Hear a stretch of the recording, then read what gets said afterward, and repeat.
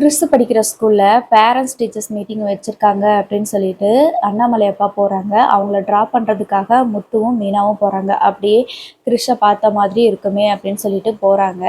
அப்போ ரோஹிணி வந்துட்டு, "என்ன இத்தன நாளா போகாம இன்னைக்கு போறாரே" அப்படின்னு சொல்லிட்டு மாத்தி மாத்தி அவங்க அம்மாவுக்கு கால் பண்ணிட்டே இருக்கிறாங்க. ஆனா ஃபோனை எடுக்கவே இல்ல.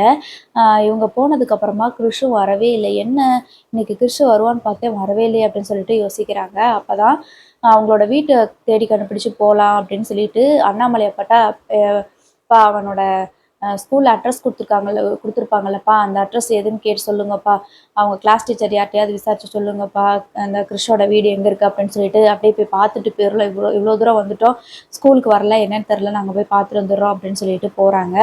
அங்கே போனால் கிறிஷோட வீட்டுக்கு வந்து தேடி கண்டுபிடிச்சு போயிட்டாங்க. அங்கே போனால் கிறிஷோட பாட்டி, அதாவது ரோஹிணியோட அம்மா வந்து மூச்சு பேச்சு இல்லாமல் இருக்கிறாங்க. பிறகு அவங்கள ஹாஸ்பிட்டலில் சேர்த்தா கடைசியில் பார்த்தீங்கன்னா அவங்கள வந்து, இல்லை ரொம்ப சீரியஸ் கண்டிஷனில் இருக்கிறாங்க, நீ இவங்க வந்து பிழைக்கிறதுக்கு வாய்ப்பில்லை, அந்த மாதிரி கண்டிஷன்ஸ் இருக்குது. அப்போது இப்போ என்ன பண்ணுறாங்கன்னா, கிறிஷ வந்து உங்கள் அம்மா எங்கேன்னு சொல்லு, உங்கள் அம்மா கிட்ட உன்னை விட்டுறோம் அப்படின்னு சொல்லி சொல்கிறாங்க. அவன் வந்து எதுவுமே பதில் சொல்ல மாட்டேங்கிறான்.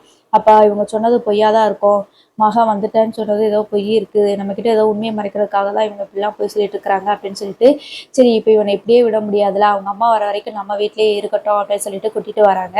அது மட்டும் இல்லாமல் வீட்டில் எல்லாருக்கிட்டையுமே சொல்கிறாங்க, கிறிஷோட அம்மா யார் அப்படின்னு தேடி கண்டுபிடிக்கிற வரைக்கும் அவன் இங்கே தான் இருப்பான், அவன் வந்து யாரும் எதுவும் சொல்லக்கூடாது அப்படின்ற மாதிரி சொல்லிடுறாங்க. அண்ணாமலை அப்பாவும், கிறிஷ் இங்கேயே இருக்கட்டும், அவங்க அம்மாவை தேடி கண்டுபிடிச்சி அவங்க அம்மா கிட்ட சேருங்க, இவன் என்கிட்ட கேட்டால் அவங்க அம்மா பற்றி வாயை திறக்கவே மாட்டேங்கிறான் அப்படின்ற மாதிரி சொல்கிறாங்க.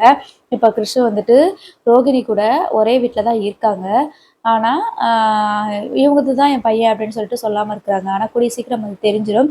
ஸோ இந்த மாதிரி ஸ்டோரி கொண்டு வந்தால் சூப்பராக இருக்கும் அப்படின்னு நினைக்கிறாங்க. மறக்காமல் கமெண்ட்டில் சொல்லுங்கள். தேங்க்ஸ் ஃபார் வாட்சிங்.